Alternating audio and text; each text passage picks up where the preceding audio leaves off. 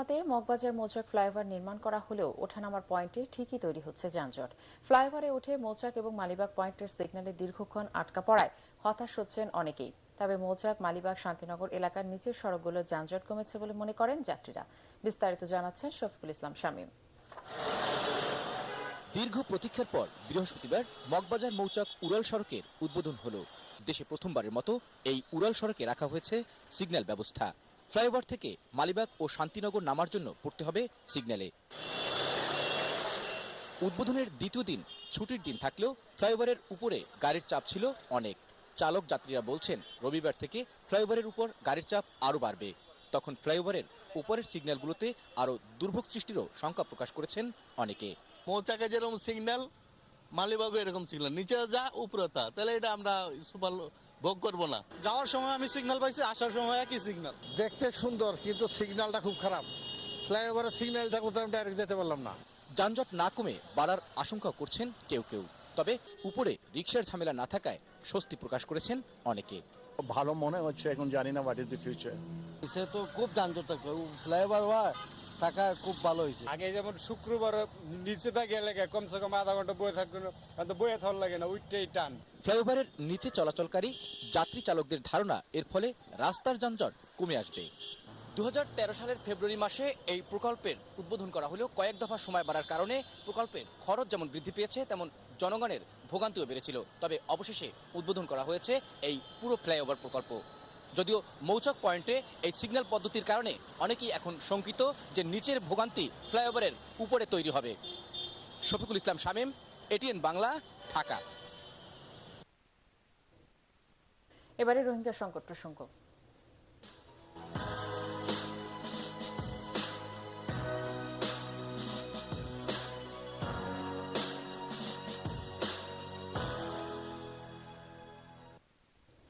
Rakhine রাজ্যে রোহিঙ্গাদের উপর নৃশংসতা বন্ধে আবারও দাবি জানিয়েছে যুক্তরাষ্ট্র।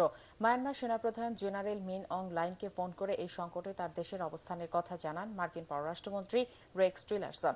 এদিকে আগামী মাসে দক্ষিণ পূর্ব এশিয়ার দেশগুলোর অর্থনৈতিক জোট আসিয়ান সম্মেলনে যোগ দিয়ে প্রেসিডেন্ট ডোনাল্ড ট্রাম্প রোহিঙ্গা ইস্যুতে কঠোর পদক্ষেপ ঘোষণা করবেন বলে ধারণা করা হচ্ছে। অন্যদিকে রোহিঙ্গা ইস্যুতে অং সান সুচির ভূমিকায় হতাশা প্রকাশ করেছেন মিয়ানমার বিষয়ে জাতিসংঘের বিশেষ দূত ইয়াং হি লি। বিস্তারিত কঙ্কন নাগের রিপোর্টে। রাখাইন রাজ্যে রোহিঙ্গা জনগোষ্ঠীর ওপর হত্যা, ধর্ষণ, নির্যাতন ইস্যুতে মিয়ানমার সরকারের ওপর চাপ বাড়িয়েই চলেছে যুক্তরাষ্ট্র।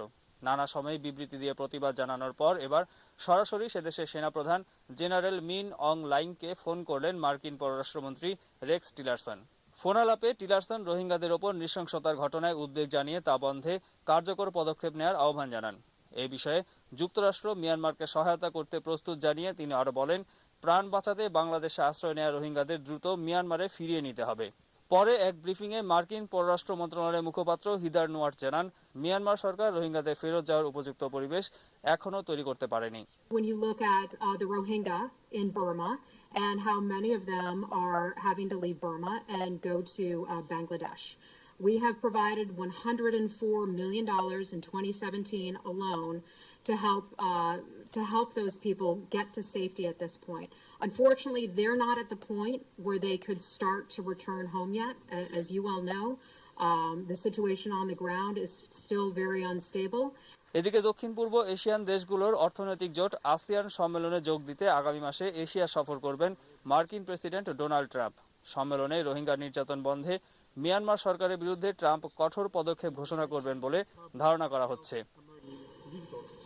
অন্যদিকে রোহিঙ্গা সংকট নিরসনে মিয়ানমারের স্টেট কাউন্সিলর অং সান সুচি ব্যর্থ মন্তব্য করে এ বিষয়ে হতাশা প্রকাশ করেছেন মিয়ানমার বিষয়ক জাতিসংঘের বিশেষ দূত ইয়াং হি লি। জাতিসংঘ সদর দপ্তরে সাংবাদিকদের তিনি বলেন, রোহিঙ্গা সংকট মোকাবিলা না করে সুচি একে এড়িয়ে যাচ্ছেন। কঙ্কন নাগ, এটিএন বাংলা। অন্যান্য প্রসঙ্গ। নিরপেক্ষ সরকার, সেনা মোতায়েন এবং সংসদ বিলুপ্ত করা ছাড়া কখনোই সুষ্ঠু এবং নিরপেক্ষ নির্বাচন সম্ভব নয় বলে আবারও দাবি করেছে বিএনপি। রাজধানীতে যুবদলের প্রতিষ্ঠাবার্ষিকীর অনুষ্ঠানে দলের মহাসচিব মির্জা ফখরুল ইসলাম আলমগীর এই দাবি করে বলেন, এ ব্যাপারে নির্বাচন কমিশন এবং সরকারকে উদ্যোগ নিতে হবে। বিস্তারিত জানাচ্ছেন মনুল হাসান। একাদশ জাতীয় সংসদ নির্বাচনকে সামনে রেখে প্রায় ৩ মাস ধরে রাজনৈতিক দল সুশীল সমাজের সাথে হওয়া সংলাপে উঠে আসা ৪ শতাধিক প্রস্তাব নিয়ে এখন বিচার বিশ্লেষণ করছে নির্বাচন কমিশন। বিএনপি মনে করে নির্বাচনকালীন সরকার পদ্ধতি, সংসদ বিলুপ্ত করা ও সেনা মোতায়েনের মতো গুরুত্বপূর্ণ বিষয়গুলোর মীমাংসা ছাড়া নির্বাচন কমিশনের কোনো উদ্যোগ কাজে আসবে না। বিএনপির অঙ্গ সংগঠন যুবদলের প্রতিষ্ঠা বার্ষিকী উপলক্ষে দলের প্রতিষ্ঠাতা জিয়াউর রহমানের সমাধিতে শ্রদ্ধা জানানো শেষে বিএনপি মহাসচিব মির্জা ফখরুল ইসলাম আলমগীর একথা বলেন। নির্বাচন কমিশনের এই যে রাজনৈতিক দলগুলোর সঙ্গে আলোচনা, এটা আসলে লোক দেখার আলোচনা, আইওয়াশ। কারণ প্রথম থেকে তারা বলে আসছেন যে তাদের এখতিয়ারের বাইরে তারা কোনো কাজ করতে পারবেন না। বিএনপি মহাসচিব রাজনৈতিক সংকট সমাধানে আবারও নির্বাচন কমিশন ও সরকারকে রাজনৈতিক দলগুলোর মধ্যে সমঝোতার উদ্যোগ নেয়ার আহ্বান জানান। নির্বাচন কমিশনের এই উদ্যোগ গ্রহণ করা প্রয়োজন।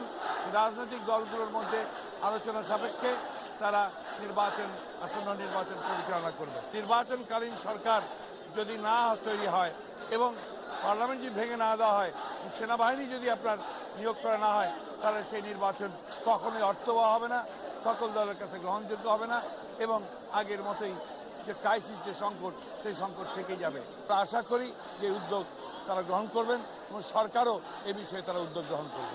এদিকে জাতীয় প্রেস ক্লাবে এক আলোচনা সভায় বিএনপির স্থায়ী কমিটির সদস্য আমির খসরু মাহমুদ চৌধুরী বলেন, নিশ্চিত পরাজয় জেনেই নিরপেক্ষ সরকারের অধীনে নির্বাচন দিতে ভয় পাচ্ছে আওয়ামী লীগ।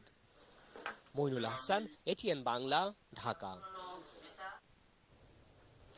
আদালতে প্রধানমন্ত্রী সম্পর্কে দেয়া বিএনপি চেয়ারপারসন বেগম খালেদা জিয়ার বক্তব্য কোনো রাজনৈতিক ভাষা নয় বলে মন্তব্য করেছেন সড়ক পরিবহন এবং সেতুমন্ত্রী ওবায়দুল কাদের। নোয়াখালীর চন্দলপুরে সাংবাদিকদের সাথে আলাপকালে তিনি একথা বলেন। একে মিথ্যাচার এবং অপ্রত্যাশিত বলেও মন্তব্য করেন ওবায়দুল কাদের। আজকে আওয়ামী লীগ এবং প্রধানমন্ত্রী শেখ হাসিনার সম্পর্কে যে নির্লজ্জ মিথ্যাচার করেছেন, তথাকথিত সহানুভূতি অর্জনের জন্য, এটা রাজনীতির কোন ভাষা নয়, এটা রাস্তার ভাষা। সাগরপাড়ে রিং রোডের কাজ শেষ হওয়ার আগেই শুরু হতে যাচ্ছে কর্ণফুলীর তীরে বাঁধ এবং 4 লেনের সড়ক নির্মাণের কাজ। শত শত কোটি টাকার এই মেগা প্রকল্প বাস্তবায়ন করবে চট্টগ্রাম উন্নয়ন কর্তৃপক্ষ সিডিএ। তবে প্রকল্পের টেন্ডার প্রক্রিয়া নিয়ে শুরু হয়েছে জটিলতা। স্বচ্ছতা নিয়ে প্রশ্ন তুলেছেন নগর বিশেষজ্ঞরা। চট্টগ্রাম থেকে রিপোর্ট করছেন তামিম মাহমুদ। দরপত্রে অস্বচ্ছতার অভিযোগ উঠেছে চট্টগ্রাম উন্নয়ন কর্তৃপক্ষ সিডিএর বিরুদ্ধে। বলা হচ্ছে, বিভ্রান্তিমূলক তথ্য দিয়ে পছন্দের ঠিকাদারি প্রতিষ্ঠানকে কাজ পেতে সাহায্য করছেন তারা।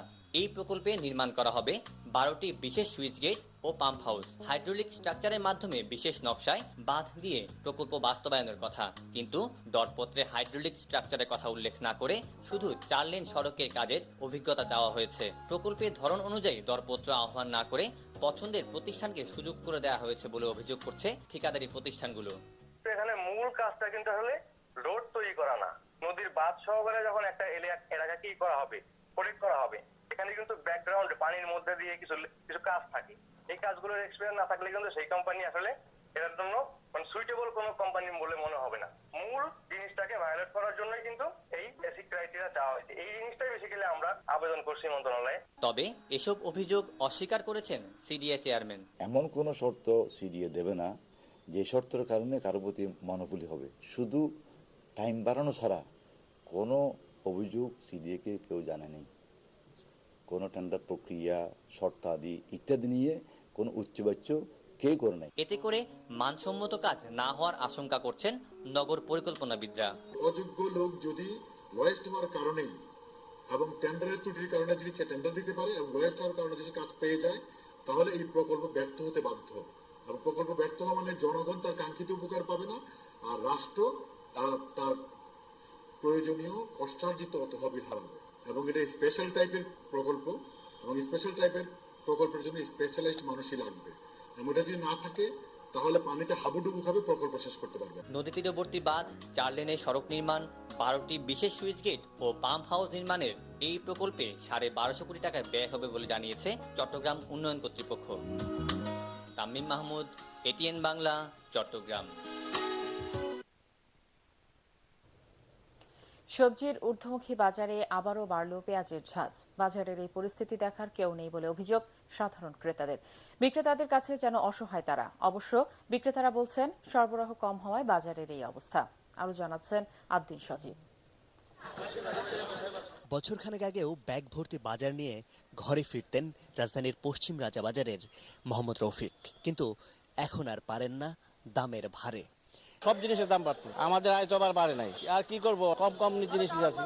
প্রয়োজনের তুলনায় অর্ধেক কিংবা তার চেয়েও কম কিনে ঘরে ফেরা মানুষের সংখ্যা বহু। হবেই বা না কেন, প্রতিদিনই যে দীর্ঘ হচ্ছে দাম বৃদ্ধির তালিকা। সেই তালিকায় এবার একটু বেশি ছাড়িয়ে গেছে পেঁয়াজ।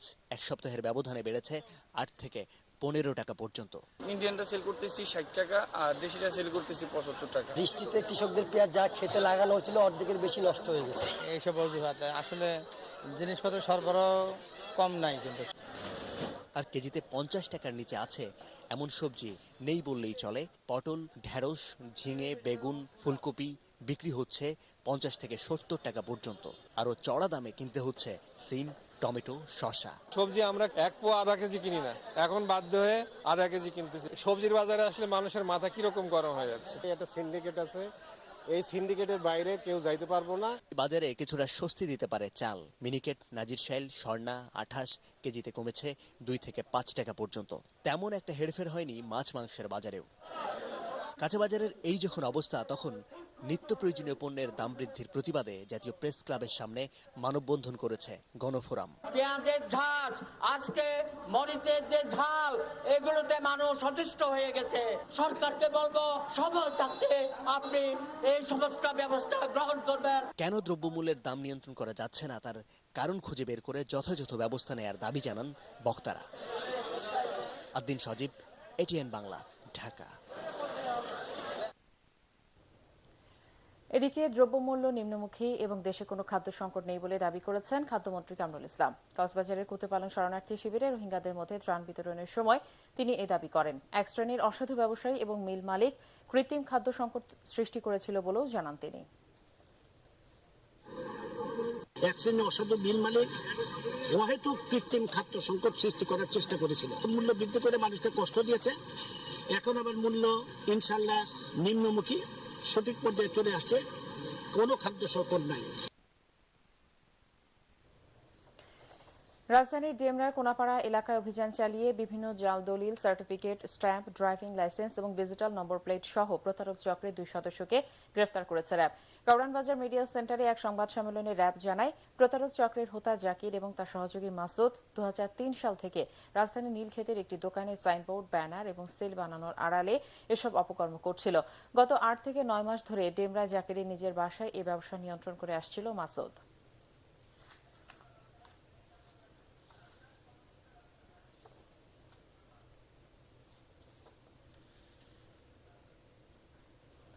এবারে নিচ্ছি রূপালী ব্যাংক সংবাদ বিরতি, আর বিরতির পর থাকছে। আপনারা দেখছেন এটিএন বাংলা সংবাদ। রোহিঙ্গাদের ফিরিয়ে দেওয়ার ব্যাপারে স্বরাষ্ট্রমন্ত্রী সঠিক বলছেন না বলে অভিযোগ করেছে বিএনপি। নয়াপল্টন কেন্দ্রীয় কার্যালয়ে সংবাদ সম্মেলনে দলের সিনিয়র যুগ্ম মহাসচিব রুহুল কবির রিজভী এই অভিযোগ করেন। তিনি বলেন, স্বরাষ্ট্রমন্ত্রীর সাথে সচিব বৈঠকে রোহিঙ্গাদের ফিরিয়ে নেওয়ার ব্যাপারে কোনো কথা না হলেও মিয়ানমার রোহিঙ্গাদের ফিরিয়ে নেওয়ার কাজ শুরু করেছে বলে জানিয়েছেন স্বরাষ্ট্রমন্ত্রী। এর ফলে রোহিঙ্গা সংকট সমাধানে সরকারের ব্যর্থতা এবং নতজানু নীতি আরও স্পষ্ট হয়েছে বলে মন্তব্য করেন রিজভী। নির্বাচন কমিশনের সংলাপ ইস্যুতে রিজভী অভিযোগ করেন, সিএসির সংলাপ পরবর্তী বক্তব্যে প্রমাণিত হয়েছে সরকারের দেখানো পথেই হাঁটছে কমিশন। সূচি স্বরাষ্ট্রমন্ত্রীর সঙ্গে বৈঠককালে আরো বলেছেন, রোহিঙ্গারা বাংলাদেশের নাগরিক এবং রোহিঙ্গাদের উপর নির্যাতন করছে দুষ্কৃতিকারীরা। মিয়ানমার সরকারের এসব বক্তব্যের পরেও স্বরাষ্ট্রমন্ত্রী কিভাবে ঢাকঢোল পিটিয়ে বলতে পারেন যে রোহিঙ্গাদের স্বদেশে ফিরিয়ে নিতে কাজ শুরু করেছে সরকার? এটা শুধু নির্লজ্জ মিথ্যাচারী নয়, বরং গোটা জাতিকে হাইকোর্ট দেখানোর মতোই তামাশা। সিলেটের গোয়াইনঘাট উপজেলার তামাবিল স্থলবন্দরের আমদানি রপ্তানি কার্যক্রম শুরু হয়েছে। দুপুরে অর্থমন্ত্রী আবুল মাল আব্দুল মুহিত এর উদ্বোধন করেন। এ সময় তিনি বলেন, এই বন্দরের মাধ্যমে উপকৃত হবে বাংলাদেশ এবং ভারতের মানুষ, বাড়বে কর্মসংস্থান। সংশ্লিষ্টরা বলছেন, এখন কয়লা, চুনাপাথর, প্লাস্টিক সামগ্রী এবং ফলমূল সহ বিভিন্ন পণ্য ভারতের মেঘালয় সহ 7টি রাজ্যে আমদানি রপ্তানি করা যাবে। বন্দর থেকে বছরে আয় হবে 100 কোটি টাকার বেশি রাজস্ব। অনুষ্ঠানে নৌ পরিবহন মন্ত্রী শাহজাহান খান উপস্থিত ছিলেন। মাদ্রাসা শিক্ষার উন্নয়নে বর্তমান সরকার বিভিন্ন পদক্ষেপ নিয়েছে বলে জানিয়েছেন শিক্ষামন্ত্রী নুরুল ইসলাম নাহিদ। রাজধানী মোহাম্মদপুরে ইসলামী আরবি বিশ্ববিদ্যালয়ের অস্থায়ী ক্যাম্পাসে আরবি ভাষা এবং ইসলামী জ্ঞান বিষয়ক প্রতিযোগিতা অনুষ্ঠানে তিনি একথা বলেন। শিক্ষামন্ত্রী বলেন, বর্তমান সরকার জেলাগুলোতে ৩,০০০ মাদ্রাসা নির্মাণ করে ইতিহাস সৃষ্টি করেছে। প্রতিযোগিতায় অংশ নেন বিভিন্ন জেলার ফাজিল এবং কামিল পর্যায়ের শিক্ষার্থীরা। অনুষ্ঠানে ৮৪ শিক্ষার্থীকে চূড়ান্ত পর্বের জন্য নির্বাচিত করা হয়। আগামী ১৯ নভেম্বর জাতীয় পর্যায়ের এই প্রতিযোগিতার ৩ বিজয়ীর হাতে পুরস্কার তুলে দেবেন প্রধানমন্ত্রী শেখ হাসিনা।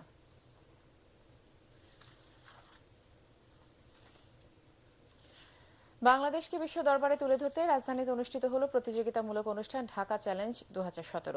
হাতিরঝিলে এর আয়োজন করে অ্যাডভেঞ্চার আউটডোর সংগঠন 1000 মাইলস এক্সপেডিশন বাংলাদেশ। এর মধ্যে ছিল 400 মিটার সাঁতার, 32 কিলোমিটার সাইক্লিং এবং দৌড়। বেসামরিক বিমান পরিবহন ও পর্যটন মন্ত্রী রাশেদ খান মেনন এবং পর্যটন কর্পোরেশনের চেয়ারম্যান আখতারুজ্জামান খান কবির এ সময় উপস্থিত ছিলেন। বিভিন্ন বিশ্ববিদ্যালয় শিক্ষার্থীদের অংশগ্রহণে অষ্টমবারের মতো শুরু হলো সোশিও ক্যাম্পের পদযাত্রা। বিশ্ববিদ্যালয়ের 1000 শিক্ষার্থী 539টি দলে ভাগ হয়ে এই প্রতিযোগিতায় অংশ নেন। এ উপলক্ষে north south university social service club তাদের ক্যাম্পাসে আয়োজন করে প্রথম রাউন্ড কর্মশালা। বিশ্ববিদ্যালয়ের উপাচার্য আতিকুল ইসমাইল এবং ক্লাবের ফ্যাকাল্টি অ্যাডভাইজার ফাইয়াজ হোসেন এ সময় উপস্থিত ছিলেন। সোশিও ক্যাম্প 8 এর মিডিয়া পার্টনার এটিএন বাংলা।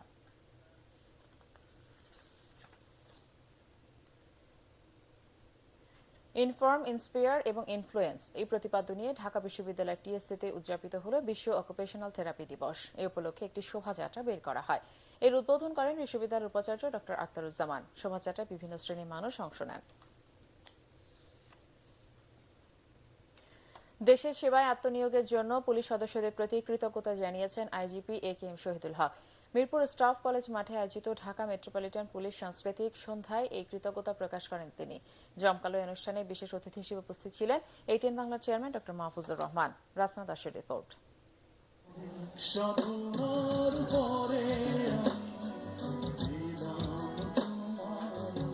জনপ্রিয় শিল্পী প্রতীক হাসান, সেলিম চৌধুরী, পলাশ, নিশিতা বড়ুয়া ও পিন্টু ঘোষের সঙ্গীতের উন্মাদনায় মেতে ওঠে Dhaka Mirpur police staff college মাঠ।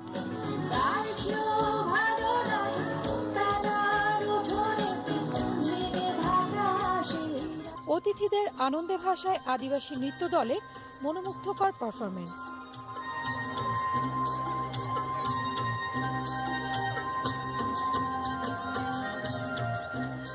নিরলস ও অক্লান্ত পরিশ্রম করে যারা রাজধানীবাসীর নিরাপত্তা নিশ্চিত করে তাদের জন্যই এই আয়োজন। নির্ভীক ও অদম্য পুলিশ সদস্য ও তাদের পরিবারের বিনোদনের জন্য আয়োজন করা হয় diamond world Dhaka metropolitan police সাংস্কৃতিক সন্ধ্যা। অনুষ্ঠানের প্রধান অতিথি আইজিপি একেএম শহীদুল হক বলেন, নিয়মিত নিষ্ঠার সাথে কাজ করে নিজের প্রাণ বাজি রেখে নগরবাসীর জীবনযাত্রাকে নিরাপত্তার চাদরে জড়িয়ে রেখেছে ঢাকা মেট্রোপলিটন পুলিশ। তোমরাও কাজ করেছো এবং কাজ করে পুলিশকে একটা অবস্থানে নিয়ে গেছো। এখন তোমরাই তো হিরো, তাই না? এখন জঙ্গিরা পুলিশের আতঙ্কে ভোগে। অনুষ্ঠানের সভাপতি হিসেবে উপস্থিত ছিলেন ডিএমপি পুলিশ কমিশনার আসাদুজ্জামান মিয়া। এই আয়োজনের মাধ্যমে নিরাপত্তা কর্মীদের দায়িত্ব পালনে উৎসাহিত করেন তিনি। এমন অনুপ্রেরণামূলক আয়োজনের সাথে থাকার জন্য ATN Bangla chairman doctor Mahfuzur রহমানের প্রতি কৃতজ্ঞতা প্রকাশ করেন তিনি। সুশীল সমাজের কাছে এই যে মিডিয়া ব্যক্তি দেখেন, আমাদের এটিএন বাংলার চেয়ারম্যান সাহেব মাহফুজ ভাই এখানে আছেন, এরকম অনেকেই আমাদের নানানভাবে সাপোর্ট দিয়েছে। প্রত্যেক পেশার লোকের কর্মঘণ্টা আছে, কর্মঘণ্টা নাই পুলিশের। সব কিছুকে উপেক্ষা করে আমরা জীবনের ঝুঁকি নিয়ে মানুষের নিরাপত্তা দিয়ে যাচ্ছি। আমাদের মিডিয়া পার্টনার এটিএন বাংলার সম্মানিত চেয়ারম্যান, আমাদের অত্যন্ত ঘনিষ্ঠ জন ডক্টর মাহফুজুর রহমান, আন্তরিক ধন্যবাদ জানাচ্ছি আমাদের পাশে থাকার জন্য। এই সময় এটিএন বাংলার চেয়ারম্যান ডক্টর মাহফুজুর রহমান ও আইজিপি শহীদুল হক একে অপরকে সম্মাননা স্মারক তুলে দেন এবং শুভেচ্ছা স্মারক তুলে দেওয়া হয় স্পন্সর প্রতিষ্ঠানগুলোকেও। রাসনা দাস, এটিএন বাংলা, ঢাকা। এবারে জানাবো আল আরাফা ইসলামী ব্যাংক অর্থ সংবাদ।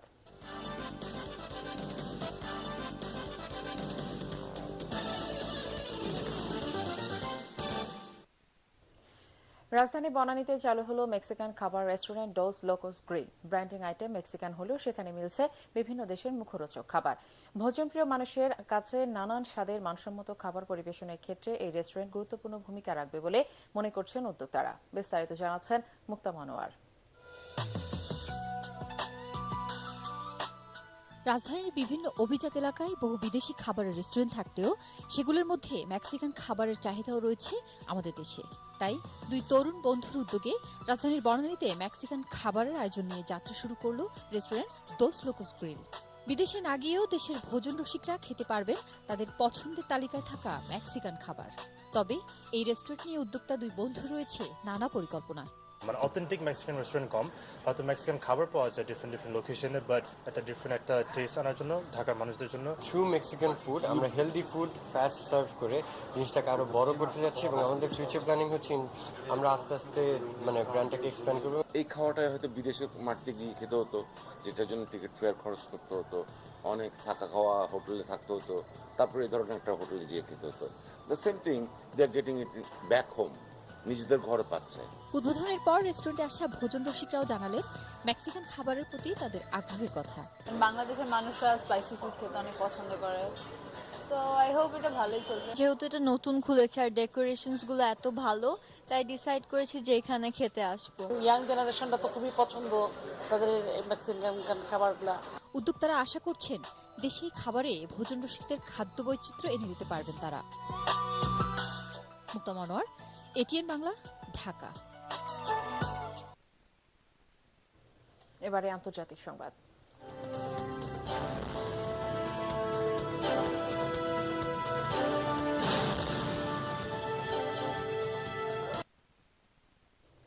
সাবেক মার্কিন প্রেসিডেন্ট জন এফ কেনেডির হত্যাকাণ্ড নিয়ে 2800 নথি প্রকাশ করেছে যুক্তরাষ্ট্র। ন্যাশনাল আর্কাইভে সংরক্ষিত অপ্রকাশিত সবকটি নথি প্রকাশের কথা থাকলেও শেষ সময়ে স্পর্শকাতর বেশ কিছু নথি গোপন রাখা হয়েছে। আন্তর্জাতিক গণমাধ্যমগুলোর দাবি, নিরাপত্তার স্বার্থে ও গোয়েন্দা বিভাগের চাপে প্রেসিডেন্ট ট্রাম্প তার সিদ্ধান্ত বদলান। 1963 সালে গুপ্ত ঘাতকের হামলায় প্রেসিডেন্ট জন এফ কেনেডি নিহত হওয়ার পর 1992 সালে নথি প্রকাশের আইন পাশ করে কংগ্রেস। এতে বলা হয়, আগামী 25 বছরের মধ্যে সব দলিল জনস্বার্থে প্রকাশ করা হবে। এই আইন অনুযায়ী বৃহস্পতিবার ছিল নথি প্রকাশের শেষ দিন। তবে চুলচেরা পর্যালোচনার পর 2018 সালের এপ্রিলের মধ্যে বাকি দলিল প্রকাশ করা হবে বলে যুক্তরাষ্ট্র জানিয়েছে। কাতালোনিয়ায় কেন্দ্রীয় শাসন চালুর জন্য সিনেটের সমর্থন চেয়েছেন স্পেনের প্রধানমন্ত্রী মারিয়ানো রাজয়। প্রয়োজনে কাতালান প্রেসিডেন্ট, ভাইস প্রেসিডেন্ট এবং আঞ্চলিক মন্ত্রীদের পদ বিলুপ্ত ঘোষণা করা হবে বলেও জানিয়েছেন তিনি। তবে মারিয়ানোর এই প্রস্তাবে ফুঁসে উঠেছে কাতালোনিয়ার স্বাধীনতাকামী মানুষ। শুক্রবার সকালে অধিবেশন শুরুর আগেই পার্লামেন্টের সামনে জড়ো হন হাজার হাজার মানুষ। কাতালান নেতাদের সমর্থনে স্লোগান দেন তারা। ফলে ক্রমেই উত্তপ্ত হয়ে উঠেছে স্পেনের রাজনৈতিক পরিস্থিতি। অধিবেশনে অংশ নিয়েছেন স্বাধীনতাকামী নেতা কাতালোনিয়ার প্রেসিডেন্ট পুজ মেদন।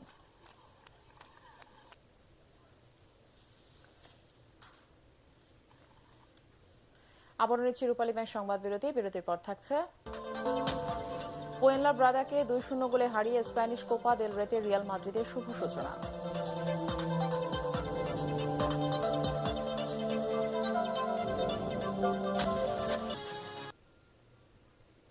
স্বাগত আরো একবার এটিএন বাংলা সংবাদে। জানাবো বাংলাদেশ দক্ষিণ আফ্রিকা সিরিজের খবর।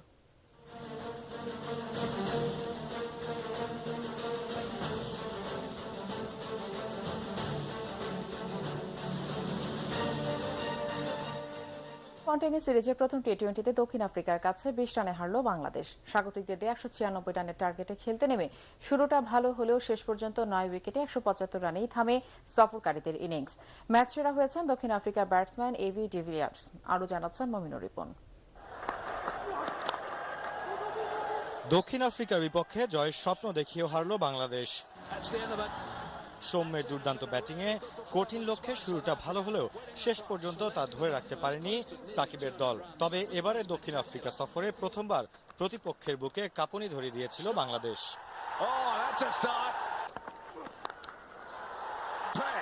টি-20তে 196 রান তাড়া করে জয়ের রেকর্ড নেই বাংলাদেশের। তাই জিতলে ইতিহাসই গড়ত মুশফিক সাকিবরা।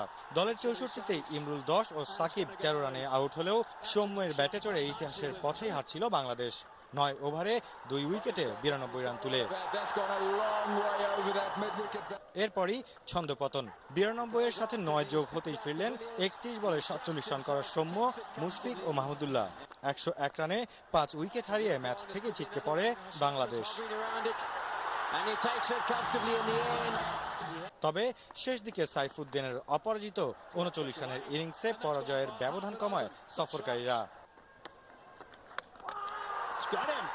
এর আগে টস হেরে ফিল্ডিংয়ে নেমে দলে 4 পেসার থাকলেও স্পিন দিয়েই আক্রমণ শুরু করে সাকিবের দল। 18 রানেই আমলাকে ফেরান মেহেদী হাসান মিরাজ। তবে রানের গতি টেনে ধরা যায়নি দ্বিতীয় উইকেটে ডিভিলিয়ার্স ও ডিককের 79 রানের জুটিতে। 49 করা ডিভিলিয়ার্সকে নিজের দ্বিতীয় শিকারে পরিণত করেন মেহেদী, আর ডিকককে 59 রানে বিদায় করেন রুবেল। তবে পঞ্চম উইকেটে বেহারদিন ও মিলারের 62 রানের অবিচ্ছিন্ন জুটিতে 195 রান করে 4 উইকেট হারানো দক্ষিণ আফ্রিকা। শেষ পর্যন্ত এই রানের বোঝা টেনে নিতে পারেনি বাংলাদেশ। মমিনুর রিপন, এটিএন বাংলা। পার্টেক্স খেলার খবর।